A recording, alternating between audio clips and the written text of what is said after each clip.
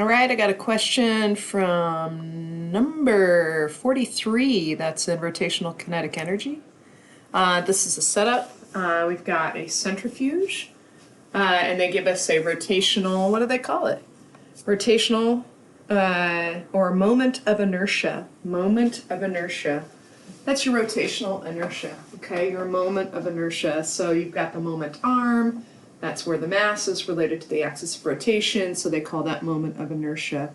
And then they say how much energy is required to bring it from rest to up to, I guess, 8250 RPM. So I've got omega 0 equals 0 and omega final is this. Well, they talked about energy.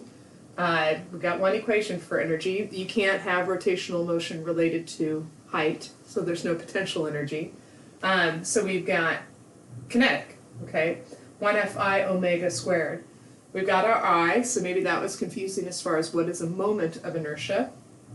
And then we've got our omega, but it's in RPM. For these, what units do we need to be in? We need to be in radians, right, per second. Now this is revolutions per minute. Okay, so you're going to have to use your conversion of 1 rev equals 2 pi radians. Okay, so do the conversion from 8,200 or 8,250 RPM and take it to radians per second.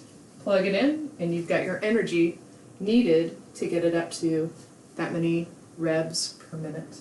Okay, hope that helps.